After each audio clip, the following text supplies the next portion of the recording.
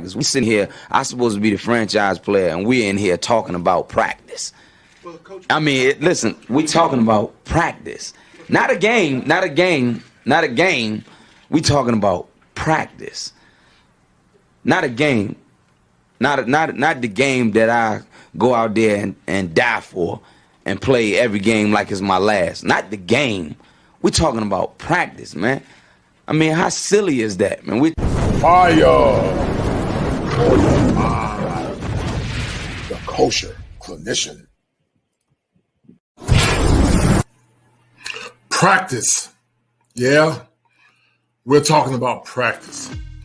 Practice was an iconic phrase bellowed by the talented star of the past, Allen Iverson, when he talked about the oxymoronic statement by his coach to assume that he needed practice.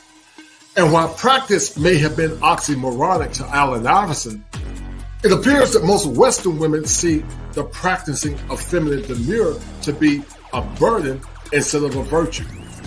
In this show by the lead attorney, who I deem to be the Aquaman, as he's able to channel anyone onto his channel, he invited the esteemed guest April Mason onto his panel, as April Mason juxtaposed the more or less precarious nature of Black women in America.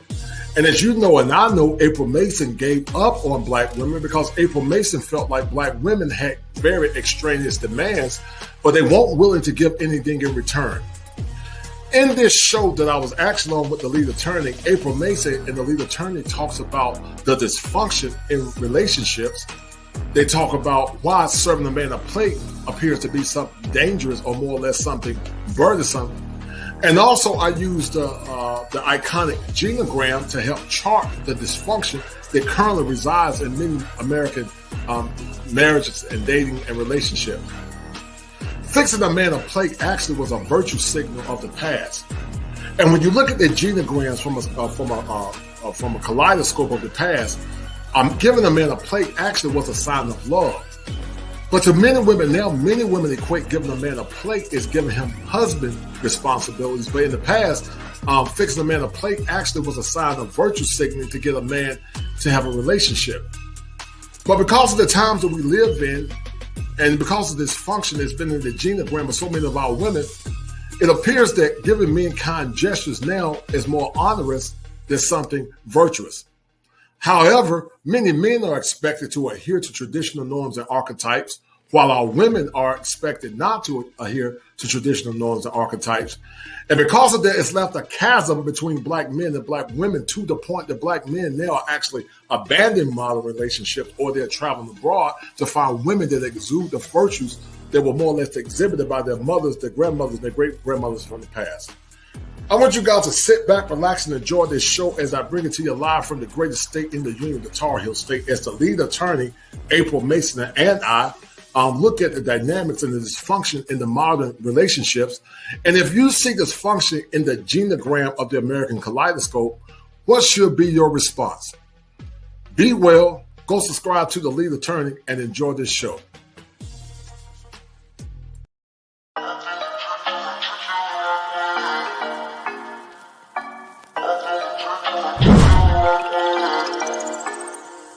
In the morning, you got me up all cause you need to talk. To 4 in the evening, wanna break up, say that you've had enough. I'm tired of talking, again and again, argue about everything. You are my darling, this kiss and make up, I know you want to touch. You call me every night, call me every day, I just wanna get you alone now. Trust me when I say, we gon' be okay, we just gotta boom bada boom ba. I don't wanna fight, you know that I'm right. Baby, let me talk to your body. We gon' be okay, hear me when I say.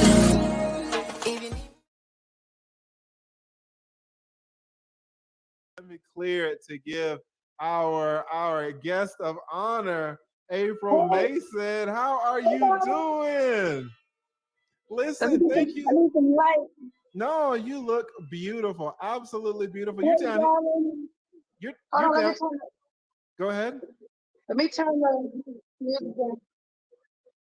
No, you are looking fantastic. Thank you so much for coming on. I apologize for missing your your super chat that you left early on. You know, I was kind of talking, and sometimes I miss these things. I'm relatively new. I know you don't know who I am, but I'm relatively new here in the YouTube space. So I'm still trying to. Oh, no problem. No, I'm hearing, I don't know what I'm hearing. I'm hearing you too strong. yeah, it's a little weird how your sound is. Hold on, let Sometimes me see. it kind of comes in and out. Mm, It sounds a little muffled. yeah, it sounds like I'm hearing you. Can you talk? All right. Yeah, I'm not holding my mic, but I hear you. You're doing Stay right double. there. And you sounded Okay. great when you were right there. I don't know. But yeah, tell us a little bit about the background of this and how this all started and kind of what's going on. Okay, so I'm going to be speaking after you because I'm hearing you 3 times. Just ask me questions. So, actually, let me find some light. Actually, for me, it's interesting. Once I decided that I was quitting, everybody was like, "Oh my gosh, she's quitting. She's leaving. She leaves the ladies. She leaves the ladies." But what it was I was never the strong, independent Black woman type, and I was coming from that background. I made myself into her because of the choices that I made based upon what I got through growing up. So I heard people say, "Oh, she quit on them because she's one of them." No, I've never been one of them. However, well, from I wasn't raised to be that way. So I have to learn the balance and get back to, who I am as a woman. Everybody calls me that. Who I am, as hold on. I got a flat tire on the Tesla. Hold on, the man is coming. Let me tell him. Hello. Okay, no problem. Let me pull up. Okay, so guys, again, this is the April Bassett here, and she was kind of a dating coach for Black women, really, I guess, in the nation, but women specifically here in Atlanta as well. And she recently quit. You know, she quit her. I'll just do this while she is on the phone, trying to get the Tesla fix. You saw how she stunned on us, right? I'll drop you down, April, while I get through these. But just let me know when you're ready to come back. And yeah, she quit, and there's a reason. There are reasons why she quit, right? So hopefully she can come back. She's still in the back room, but hopefully she can come back. Hopefully her sound will be a little better, and we can kind of hear it straight from her about kind of what she's seeing here in this in this culture.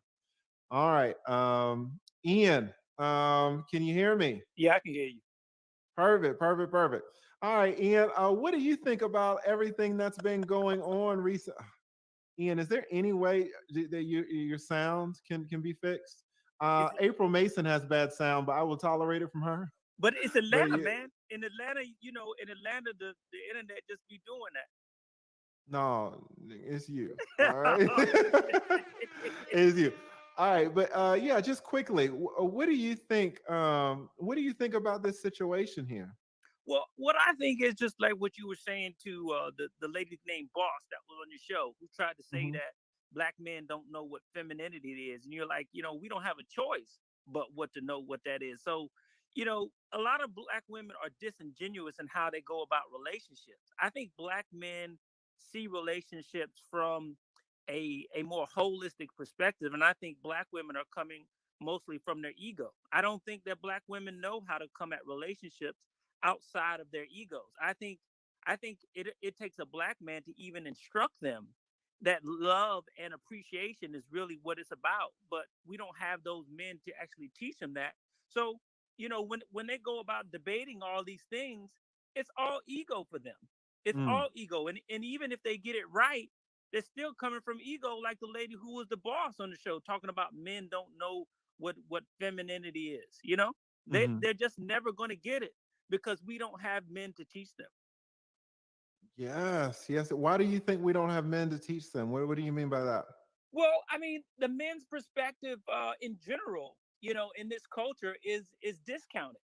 I mean, there's nothing in terms of, the family, in terms of anything that you can say, okay, I can go to this man and his word is going to be bond, for this subject or that subject without getting, the approval first from a female. Most of the times, especially when you're talking about the family, a man's word doesn't just hold that kind of weight. Mm. Yeah, it's difficult for us. Do you see any possible resolution, or when do you think the pendulum is going to swing back, or kind of how do you see this playing out? You know what I think? I think the only way that this is gonna fix is if these old thoughts, our grandmothers and our mothers, they were thoughts too. You know what I'm saying? They were if they just come out and just be honest, right, with Mhm. these females and be like, you know what, we wasn't no good either, but you know what? Sometimes you just gotta bite the bullet for the culture, for the family, to make this thing work. I think it just has to be an honest conversation between the older women and the younger women. I don't think the older women that were that much better, but for the sake of the culture and us progressing as a people and then as families, they decided to do the right thing, And part of Mhm. that means making a plate. Because if you saw the movie King Richard, you saw how King Richard's wife behaved. She was quiet. She wasn't a submissive woman, but she did so, by her own testimony, based on her religion, her God, and for the sake of the image of the black man to help move the community forward. She didn't disrespect him when she knew that man was going up against white supremacy every day to put food on her table and to make their family a success. Gotcha. Gotcha. I hear you. Hopefully we can get some resolution to this. I totally agree that it's necessary for our community. Absolutely. Yes, All sir. right. Well, listen, thank you so much, Ian. I Hey, appreciate really, you. really, really appreciate it. All right. Looks like we got April back. So I'll give her a second to get installed here. And Nathan, Yes, sir. I will give you kind of the last word before we bring April up. Kind of how do you view this situation? Honestly, just from my experience, and even as on a personal level and on a professional level, I think a lot of it just it leads to culture. I think a lot of it points to culture. And to be honest, if we're going to correct this situation, we have to kind of really look introspective and say, what are we doing wrong? What are we feeding into our community? Through the music, through movies, these reality shows. What is it? Is it counterproductive? Yes. So I think honestly, we just have to really sit down and say, what are the men? How are the men failing? How are the women failing? And how can we come together and really just have a conversation and say, how can we make this work? A lot of it, I would say, the overwhelming majority of it is going to be culture, in my personal opinion. And we just have to. Just certain things just need to change, or we're going to be doomed. Our community is going to continue to fall apart. We can't do this without Black families. That's just the reality of it. You know. Absolutely. Absolutely. All right. Well, listen, thank you, Nathan, for Sir. kind of co-hosting this as well. I appreciate it. Always love to get your perspective on this. Thank All you for right. having me, TLA. I appreciate it. Thank you. All right. And so, guys, I know a couple of y'all hit the link, but the link really was just for April, who I'm going to bring up right now. So thank you so much, Devil's Advocate, for coming on. Please come up next time. And also, Lolita. Thank you so much, Lolita. Please come up next time. Let us bring up the April Mason. Shout out to April. How are you doing? I see you in the back here, but I don't see your let me pull you back up and add you again. Let me add you to the stream. I don't know. Can you hear me, April? I see you back here, but for some reason, um, I don't see it's all black on the screen. I don't know if you want to come out and then try to come back in again. I will drop the link if you do, or if you can open up another instance in here. Let me try to kick. I don't want to do that. Let me see how we're doing. Struggle streaming already, guys. All right, I'm gonna drop the link for you here. April, you might be frozen. All right, so if April wants, that's exactly right. If April wants to come back up, but this has been super interesting. Yes, the link is only for April. The link is only for April. Mientras, while we are waiting for her to come up, I do want just to thank everybody. You guys have been so supportive on this stream, and we really got a lot to talk about, because where is the floor? Where is the floor if we can't even get a plate? You know, you guys will remember kind of what set this off when April was like, no, I'm not going to really do this anymore. You know, she was talking about, let me pull it back up here. Let's try this again. Let's try to add her to the stream. Hey, darling. All right, we can hear you. Thank you so much, Okay, April. I saw what was going on. I have my YouTube app on and the live stream. I mean the link. Okay, so we should be good now. Let me run in this area. No problem. No problem. And while you are getting yourself in all this beautiful light, let me kind of pull up what kind of set this off in the beginning, right? We this kind of set it off at the beginning, right? Yeah. What we were looking at, and how you were talking about you had been helping women for over 10 years and some of the things that you had encountered.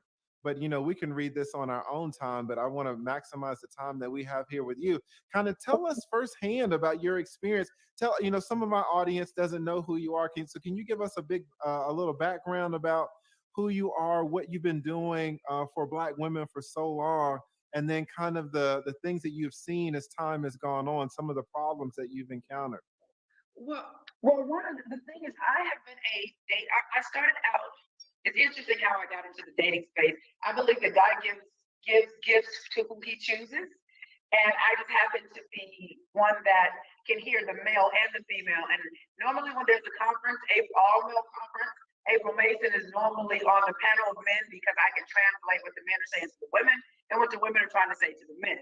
So it was just a gifting that happened, and I started seeing how we were shifting. So see, I'm one of those people that believe that. Wait, I don't even know your first name. What's your first name?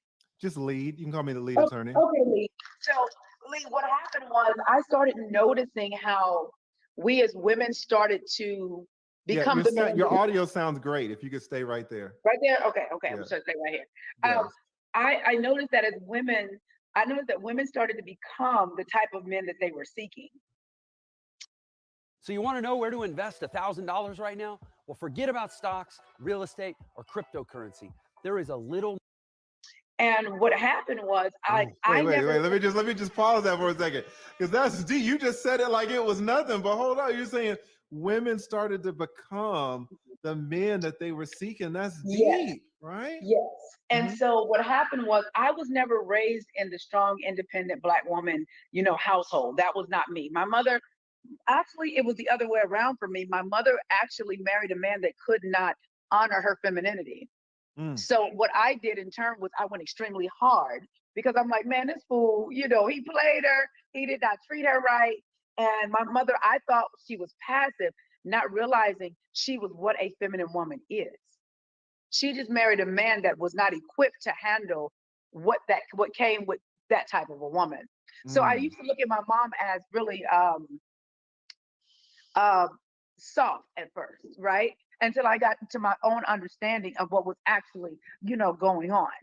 So with that, I started getting into the dating space. My very first YouTube video on dating and femininity was back in 2010 or 11. So when everybody said, you the female this, you the female, no, I'm the only April Mason. I've been in this for a very long time. No comparison needed. Let us all have our own platforms. But what happened was I started to notice that women were more and more successful in business, but they couldn't get a quality date to save their lives.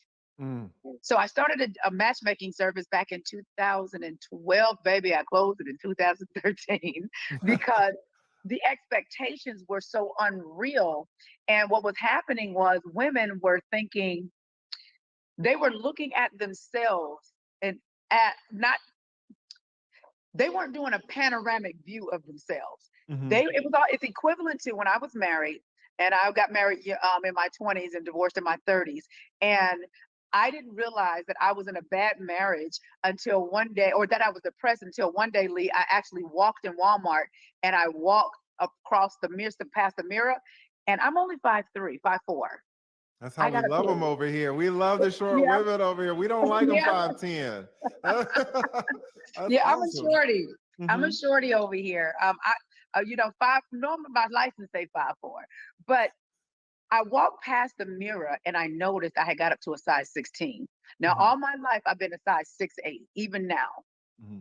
But it goes to say that's what I start seeing with women. They weren't realizing what was going on with them.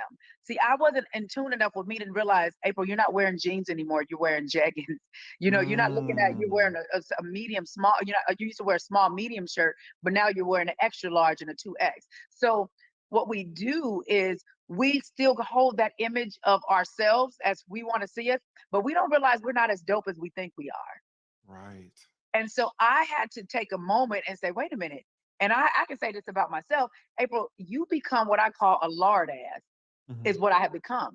And I said, okay, what do I need to do to shift this? I needed to get a divorce because I should have never been married in the first place. And I needed to learn how to love myself more so that when it was time for me to remarry again, I could choose a better partner. So that's how I really got really heavy into this work, because I actually went through it. Yes. And so, except from the strong part, I didn't come from a bunch of strong, independent women like that. I came from more of the feminine woman household, although, you know, I had maybe one or two aunts that was a little but overall, my overall upbringing was with more of the feminine energy woman that I looked at as something being weak, not realizing they just chose the wrong men to choose to cover them.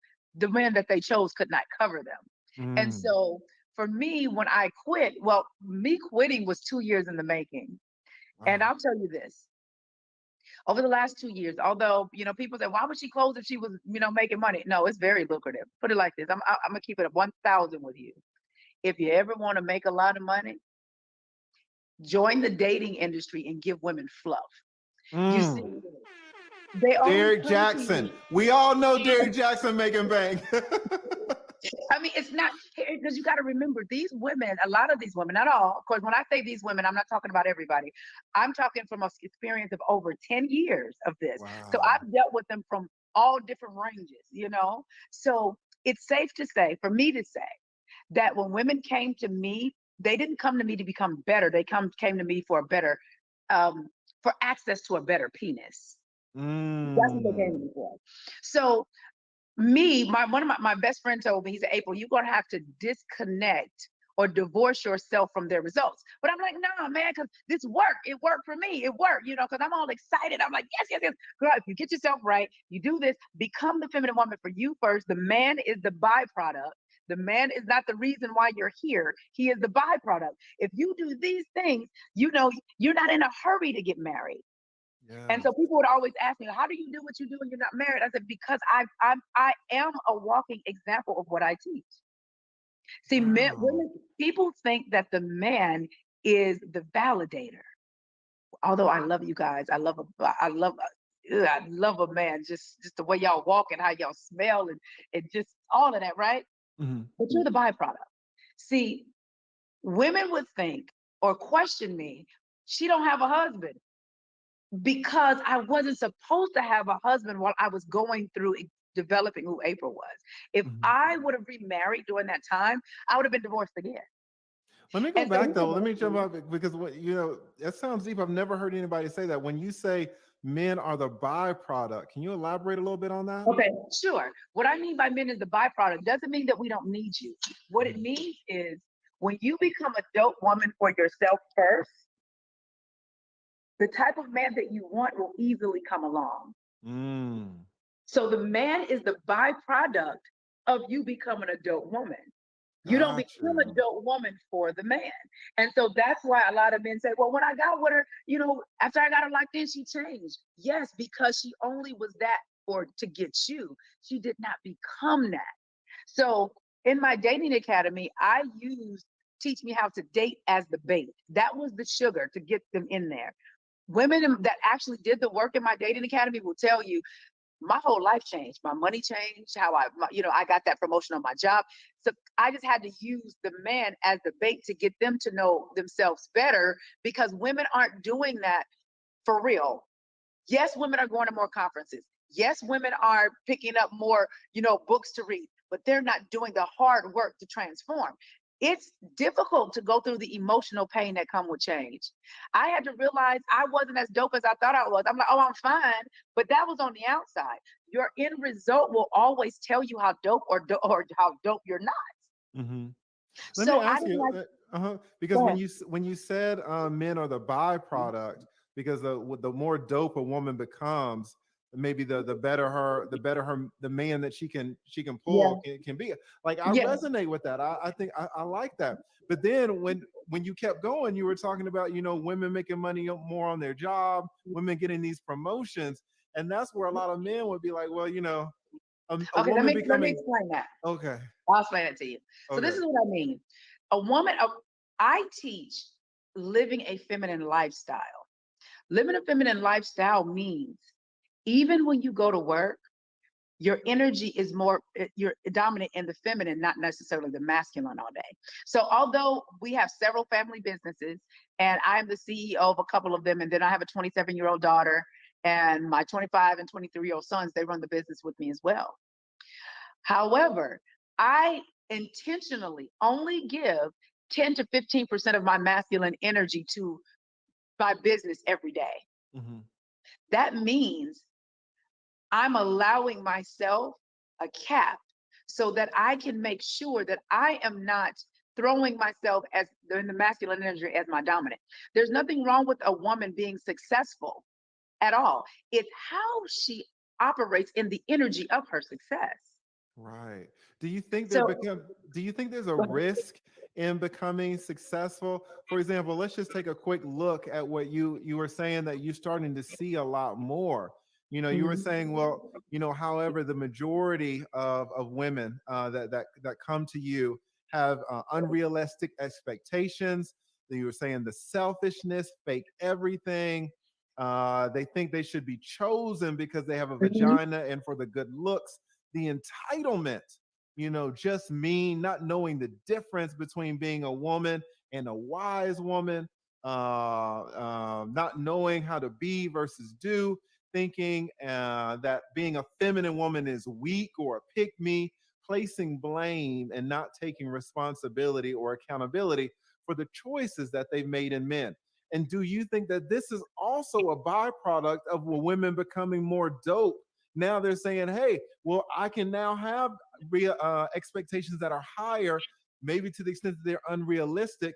Maybe I don't want to take blame for anything because I'm so dope. Do you see this as a risk of being more dope? It's only a risk when women use those things as their validator. See, I teach the complete opposite. See, my success, like, everybody was like, oh my God, I saw you at the Rick Ross Boss Up conference. You were like right in the front. How did, you know, you paid 25 grand to get into the room, right? Yeah, I did. I was one of like 5 women out of maybe 40, 50 men. My resources got me in the room. The feminine woman kept me in the room. 2 different things. Right. So a woman can be successful, and I advocate for women to be successful because a lot of our mothers, although they were more on the submissive side, we don't talk about the abuse that they were dealing with at the hands of the men back then, right? Because they didn't have any resources to say, you know what, I'm going to leave this abuse. I'm going to leave, whether it's emotional, mental, you know, abuse. I'm not really being loved. I'm just being provided for, but at what cost? So there is that balance. It's not this or that, it's this and that. So a lot of times people want us to go back to our, you know, the women back in the 40s and 50s. I don't want us to go back there in all ways because we were not treated equally as far as human beings.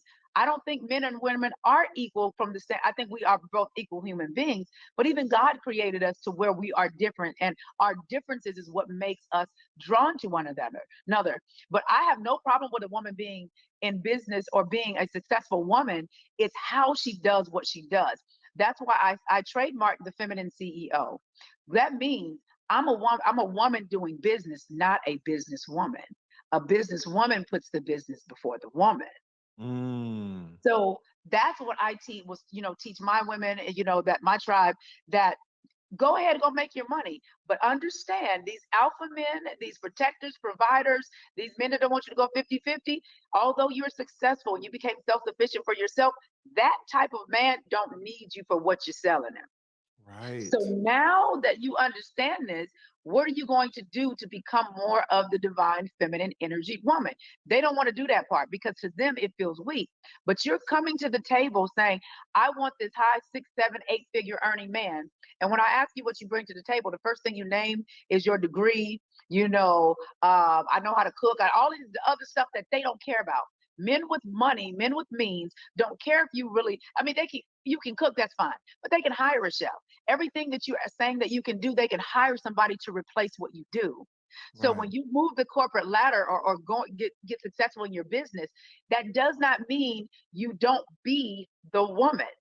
And a lot of times, especially our men, they say they want this type of woman, but they don't create an environment for that woman to actually be. Yeah, I know a few things a man ought to know. Which came first, the chicken or the farmer? We believe they both can. Because they're so used to doing. When they say, I want a strong woman like my mom, well, what was your mother's quality of life? Did she work 4 and 5 jobs? There's no way I could be with a man that wanted me to work every day, take care of the kids, and be his sex kitten, his sexy vixen, his confidant, his peaceful place, and all of those things. Mm-hmm. So that's why I tell women, you got to decide on what kind of man that you want and understand not all of them, but the majority of that kind will have a certain criteria that they look for in a woman. So if you're looking for a high 6, 7, 8-figure earning man, please understand he don't need you for your degree. He don't need you for your good credit. He doesn't need you for those things. Yeah, let me ask you. So I totally agree with what you're saying. These men who are making, 6, 7, 8 figures. But it seems to me that if the average Black man, let's say in the United States, is making, let's say, $45,000 a year, then the Black men who are making 6, 7, and 8 figures, those are very few in number. How is it that all this mass of Black women can get these very few Black men at the top? They can't. And the reason why, and this is the reason why I use those 6, 7, 8-figure men, because they don't come to me for the $40,000, $50,000 a year men. And there's some great guys, because I always tell them, they're like, I want a high value man. I said, what's your definition of a high value man? Immediately they start with the money and the success, right? I'm like, there's a difference between a high value man and a high earning man. You're listing a high earning man. A high value man can make $40,000, $50,000 a year and having character, integrity. He can have spirituality. He can be a good protector and provider. And when your feminine energy being behind connects with him, your job is to amplify and multiply. And at the same time, he will go out and dominate in the world. And now next thing you know, he's making $200,000 a year. But nobody wants to start right there. But these are normally the women that, now I will say this, there is a caliber of woman that's supposed to start at the high 6, 7, 8 figure. She understands her position, right? Yeah. That's not the majority. Right. And so one of the first things that you mentioned in your post was the unrealistic expectations. Yeah. Now, I think women can do a lot of things that can improve their value, right, to men. And you mentioned one when you first got on, we were talking about the weight issue. Wow, for a man, you can't even, as a man, I can't even start a conversation about a woman's weight, right? But you would think that you as a woman could be able to broach that.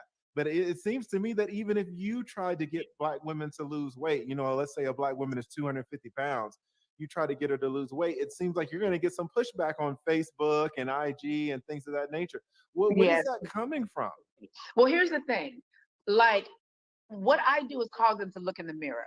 So they come to me for this higher 1 to 10% of Black men is what they come to me for. Now, I hang out with those men. A lot of those men are single, right? And I get to hear, because what people didn't know, behind the scenes for the last 10 years, I've been the relationship dating coach to a lot of your favorite male celebrities. So I'm around them all the time. I just didn't push that because that was not my focus. It kind of happened by accident. And so now they're coming even harder. So I'm able to speak from that level of man, right? The reason why I always use the 6, 7, 8-figure man and I don't really touch on the average guy is because I want women to see what they're asking for. Meaning, these guys that y'all looking for, They don't want red hair. Talk about They it. don't want blondes. And you know your chocolate is me. That's not what they want. They don't want long fingernails. They don't want a lot of different colors. Pink, neutral colors is fine. They don't want all of the extra eyelashes and all of that stuff. Now, right? So when I make them have to look in the mirror at what they're asking for versus what those men, I said, you got to understand, those men have a list too. I'm around them all the time. Like, I was in Miami a couple of weeks ago, and they asked me to go to the strip club. I go to the strip club with some of the fellas because that's their environment. That's where they want to talk. So I'm sitting there, they're giving out dollars while they're telling me, but hey, Miss April, she broke my heart, right? So I'm able to hear the hurt, right? What ends up happening is when I'm sitting there having these conversations with them, these men have a criteria as far as what they're looking for. But I always tell them, but until your palate change, you can't attract that kind of woman anyway. Right. So fellas, it's a dual thing. So do right? you think though, all right, let's talk about, let's get specific though, and let's talk about the weight, because that seems to be a very that's what big I was issue. getting to. Oh, That's sorry about that. what I was getting to. So I'm out and people seeing this, right? And these women are asking me, oh, can you hook me up with this or that one? I have to be honest, you're not small enough. Wow. Oh, what do you mean? I'm very blunt with it, because the men that they're asking me for to find and where do they hang out at, I have to tell them this is not what they want. I said, you got to understand, a man of that caliber, that means he's driven. That means he's a hunter. That means legacy is important to him. That also means he wants a woman that he can take around his colleagues and family. And it also means that you don't understand that a man gets major props for the type of woman that he has on his arm. Beyonce said, and upgrade you, take me just to compliment the deal, meaning her presence complements the deal. Because people are looking at the business meeting, if he got her, he must got something going on. I need to sit down and talk to this man. Even if it might not even necessarily be true, but it's the perception. Yes. So when I have to talk to them about that, I'm like, in your mind, you're looking at your accomplishments saying, I deserve this. But that man will take a waitress that's a smaller woman that keep herself together. Not saying everybody got to be a size 6 or 8 like me, or size 2. You can even be a size 12, 14 and keep it together. Yes. It's all about how you are put together, right? But he'll take her making $10,000 a year because she knows what it means to be a woman.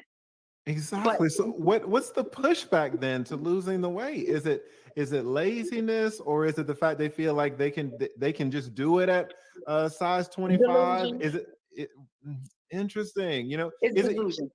Where's that delusion coming from? What's the basis of it? Is it, a lot of women will say, oh, well, my best friend weighs 250 pounds and she's got a good man. Is that the source of, what's the source of the delusion? The source of, we're not dealing with our emotions. See, a lot of women are overweight, and even men, because we're not dealing with the source. The source is emotion. Emotional eating, not healing yourself. Food has become your healer, right? When you're sad because it's the holiday time and you're alone again, right? What you do, you pick up the food and you eat. So we have to deal with the core issues. Nobody wants to walk around just being overweight and knowing that it's causing them not to get the results that they want. So we have to really look at the deeper issue. So sis, what is the deeper issue? Let's talk about your childhood. I've had clients leave that gain weight as a child and still carrying the weight in their 50s because they gained weight as a child because they were being molested by their fathers. So they felt like if I become overweight and, disgusting looking, this is what they would say, then he would leave me alone. Not realizing you in your 40s and 50s now, and you're still carrying the weight, not just the physical weight, but the mental and emotional weight from what you did back in the day. I understand it, but we got to let it go. And also having unrealistic expectations. A lot of women think that because they can bring to the table what a man can bring, that makes them quality. And it doesn't. It doesn't qualify you for that kind of man because you're not studying him. I always studied the man that I was with. Because at the end of the day, if I'm saying I'm going to be a woman that makes the house a home and I'm still run my businesses, but my main job is being his wife, I need to study like I'm in a college course, this man. Yes. Because when I study him, I can give him what he needs, and in return, it keeps my life light. It keeps me still going to the spa. Because I go pick flowers, Lee, and I go to the strawberry farm and pick strawberries, but I can still run my businesses. But it keeps me light. It keeps me fun. It keeps me youthful. It keeps me living a very sensual and sexual life because I don't have that weight. Right. And when it seems to me, when you say, you study him, what that sounds to me is you're putting forth effort. Right. Yes. And when a woman doesn't go to the gym, there's not a lot of effort. When a woman doesn't even want to make you a plate, it seems like some type of conservation of energy where they just don't want to put forth any effort. Were you seeing that in some of your clients? Yes. That they didn't want to put forth a lot of effort to get the man that they said that they wanted, that they said was the priority. Right. That's what they do. And what's interesting is the list, it's almost like an entitlement, Lee, is what it is. And it's like, okay, sis, I understand. We have been raised as women that we are the prize and all this wonderful stuff. And I get it. And I believe it. However, there's a certain thing called reciprocation.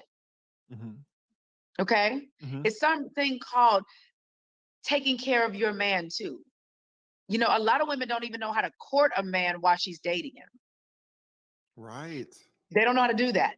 And as soon as I say court, ain't nobody chasing no man and blah, blah. It has nothing to do with that. It has everything to do with paying attention. Like, there was somebody I was seeing. We were on the phone and he was telling me, we were talking about something. He said, April, one day we need to play some Monopoly. We need to, some sock 'em boppers, the little fun game. We need to play that and whatnot. Well, out of the clear blue, I mailed him the sock 'em bopper game. It cost me $19.99 on Amazon. Women would say, I can't believe you bought him nothing. I just tapped into his little boy. I just let him know that I heard him. I just let him know that I cared enough to stop my day to put an order on Amazon for something as simple as sock 'em bopper game from his youth. It was that simple. Yes. Let me ask you this, because a lot of men, it seems like if we mention anything about anything, it's either we're shaming women or we're not being sensitive. We're not understanding where women are coming from. But if you are talking to a man and he's not getting a lot of cooperation, would you suggest that the man communicate to the woman and saying, hey, I want this or that? Or do you think it's kind of, there's not much that a man can do when women have this type of mentality that they're really not going to put forth a lot of effort in their relationships? I guess what I'm asking is, can a man say anything to get women to put forth more effort? Can he communicate something to these women so that they will put forth more effort on a consistent basis? Not a one-time thing on this Tuesday, but week after week, month after month. Is there something a man can say to get the woman to click, to say, hey, that's funny. One of my friends asked me that about a girl he was dating a couple of years. He said, hey, what do I get to get her to change? How do I get her to change? What do you do to get a woman to change? I said, that's easy. He said, well, what do I say? I said, you don't. You get a different woman. That's more collaborative. You don't. You don't, because a relationship has to do with two people giving the best of themselves, right? And so you don't change them. You go get somebody else. And that means, fellas, that you got to start picking better women. That plays a part too. Get off of the beauty and the booty all the time, because you got to understand, you can get caught up in that. And what I saw with a lot of my male clients were, they liked the aesthetics of these women, but they wanted her to have this other type of more traditional type of mindset. And that's not what they had. I may have to leave y'all. No problem. Hello? I'm about to turn on the Peachtree Street right now. So okay. I'll be there in like 1 minute. All right, darling. I'm on my way down. Alrighty, I'll see you in a moment. All right, bye-bye. Yeah, I had a nail on in the car today, and y'all, if you're gonna get a Tesla, you gotta have some money, because them Tesla tires. Shout out to the Tesla. Listen, April, thank you so much for coming on and speaking to us. But I want to answer this. Oh question. yes, please do. everybody keeps saying, but April, she's not married. She's not married because I didn't want to be married. See, there's a difference between somebody itching to get married and a woman that's developing herself for herself first. Then she goes out and get married. So y'all think that because I'm not married, that what I teach don't work or that something must be wrong. No, I'm just a woman that understands I have the pick of the litter. See, because I know what most women don't know at 46, right? Yes. And number two, I decide when I want to get married. And I think when people stop putting a time clock on it, and when women learn to say, let me become a dope woman for myself, so that puts me in a position to where I have learned enough and understand about who I am and know how to be a woman, it puts me above all other women because they're not going to be doing that. So a woman being married is not a measure of her value. What makes her valuable is the wisdom, is her femininity, is her understanding what it means to be a woman and stop trying to do a woman and do things for a man. There's nothing that I can do for a man to make him stay. It's what I'm being to him. Most women don't know the difference between a wise woman and an unwise woman. So I don't have to go out and get married to prove that and I'll tell you this, I became an empty nester 3 years ago, and Leah almost had a nervous breakdown because I knew how to be the mom, I knew how to be the businesswoman, the coach, the entrepreneur, all of those things, but I didn't know who April was because April's identity was wrapped around being the mother. And so I had to take some time to figure out what I wanted, because what I wanted now wasn't what I wanted when the kids were younger. I was looking for more of a father figure. Well, I don't need that. My kids are 27, 25, and 23. You might have seen videos like this before, but here's the big secret. Anyone can make one of these videos in a I don't need that anymore. So when people equate what you're not married, what you're saying is my value is I'm only valuable if I have a man by my side. This is what I try to teach women. The man is the added bonus to your life. Create a dope life and you have the pick of the litter. And once you got the pick of the litter, you can take your time vetting them. Because what happens is when women get into a position to where, oh, I'm a dope woman now, and they get access to the 1 to 10% of a black man, guess what they do? The first one that come along, they want to snatch him because they're not used to having that. Well, you haven't vetted him. You don't know if he qualifies yet. You haven't looked at his life to see if it complements your life. So when you do get to a place where I am, you can take your time and say, you know what? I have 4 or 5 to choose from, and all of them are wonderful men. It's only about, now it's up to me to decide which one is the best for my legacy. Not just because I like you and I love you. Which one is best for the legacy? Which one is best for me to merge our lives together and love on each other? But we also understand we want to leave a legacy. Black people marry for love and strictly my emotions. I don't do that. I've learned from the others how not to do that. I've learned from white women that you don't marry somebody with potential. You marry somebody that's already doing what they do. Only Black women are called gold diggers when they want a man that's successful. The others are taught that. So for me, it's more of, no, I've become a wonderful woman for me, and I've learned to enjoy her because it took a minute to really get out of just mom mode, that I'm more than a mother, I'm more than a sister, and all of these other things. So now, you gotta settle it down now. Because I know what I can offer now because I went through the process. Once women start taking my courses, they always jump prematurely because what they do is they start seeing subtle changes, and it's like, oh, let me grab the first man to come along. No, rest in your change.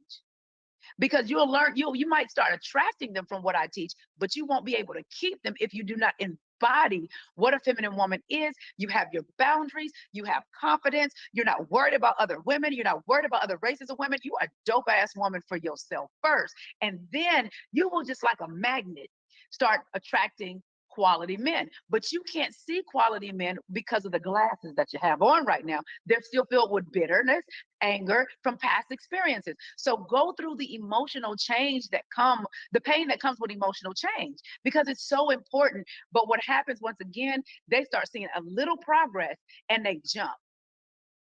And it's like, but that's the first one out the gate.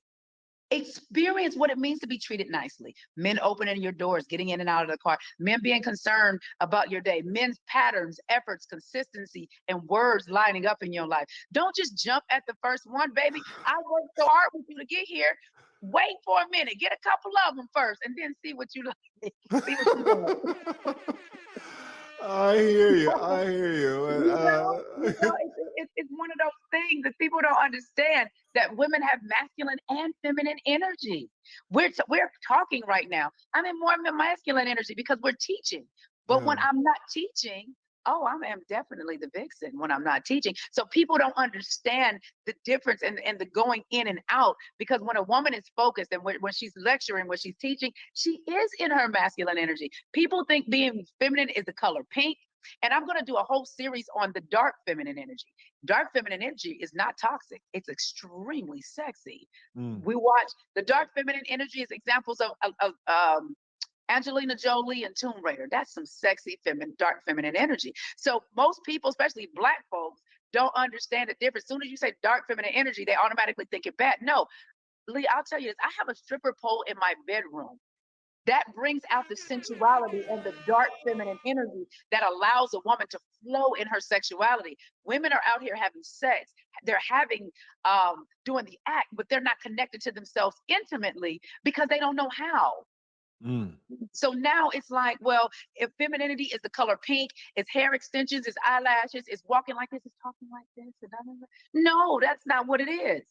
It's a part of it, but everybody's come across differently. But most women that you see that are feminine women, when they're in the leadership position, they will interchange it between their masculine and feminine energy, because we need it. A woman that's all feminine would be horrible because she would have no backbone, right? She wouldn't be a good leader, an all feminine woman. No, she has to have some, as my grandfather say, some gumption. Well, why does she need to be a leader though? You said if she's all feminine, she's not going to be a good leader. But what is she leading? Well, what I'm saying is, whether it's in the workplace, whether she's leading herself on her day to day. Gotcha. Let me make sure he's in the elevator. Are you down? Are you on the elevator? No, I'm actually wondering, where is the elevator at? I'm walking into the resident. Okay, I'm getting ready. I'm coming down right now. Just stay where you are. Are you coming down personally, or are you bringing the vehicle? No, I'm coming down personally because I can't bring the vehicle. All right, bye bye. I got you. So yeah, so that we got to understand that, and especially for our Black men, I'll leave you with this: learn how to handle with care a feminine woman. Because a lot of our men are so used to having strong, independent women come through their lives, as well as strong, independent moms. When you come across a feminine woman, she's not busting windows out your car. She's not talking crazy to you. She calls you when she says she's going to call you. She put forth effort. Her patterns line up. She checks on your well-being. She encourages you. Learn how to heal your inner blue boy so you don't run from that. And a lot of our men do not, they can say it, but if they've never experienced it, that kind of woman will be a trigger for them, because it becomes, wait a minute, she called me like she said she was going to call me. You know, she's acting in a way that's kind to me. A lot of our men are not used to that. So they can say what they want to say all day, but work on receiving a feminine energy woman and start bringing your defenses down, because she's not there to hurt you. And how you know if she's there to use you or not, check to see if she has all her own stuff. If she has her own stuff, meaning she's very self-sufficient, but she's interdependent, she's not after you for your finances. She genuinely likes you. So that's one way that you can tell if she's just after you to try to make a come up on you. If she got her own everything and she's just genuinely kind to you and just like being in your company, stop looking at yourself, especially if you are on the lower top tier men in finances. Stop looking at yourself as saying, what she want with me? She wants you. She didn't ask you for anything. She just wants to be in your company. She likes your energy. Don't weigh what you're not against what you think she is, because you feel undeserving. We deal with that all the time. Even my high 6, 7, 8 figure men. I don't know if she's a gold digger. I said, baby, I'm looking at her and I did my research on her. She has her own stuff. I like that tip about the own stuff. I've never heard that. I like that. I've never heard Yeah. that. I like that. Yeah. Mm-hmm. She has her own stuff. So she has her own, and she's not looking to you for nothing, and she's still treating you kind and in a very feminine manner, and she's responsive to you, and she's coming toward you. Man up. I will say this though, these types of women do not typically go for, if a man is like, oh, I don't know if she'll like me for me, and she seems too good for me. Most men aren't on that thing, because most women will not choose that man. Well, because normally that man doesn't have confidence. Right. So the woman isn't choosing him in the first place, right? So but a lot of these men, they talk about the gold digger, but I'm like, you don't have no gold, baby. You don't. you ain't got no goal. But thank you so much for having me. It was great having this chat. But love is out there. We just need to switch. We just need to change how we're viewing it and asking ourselves, are we as dope as we say we are? I hear you. Listen, thank you so much, April, for coming on. I really appreciate it. You can come back anytime, but thank you so much. You are awesome. Thank you. All right, guys. Shout out to the April Mason in the house. All right. Chat was kind of going a little bit. I had to focus on April, right? We got a special guest, but the chat was kind of going. Chat was kind of going a little sideways. So I was going to end it, but I'm going to open it back up for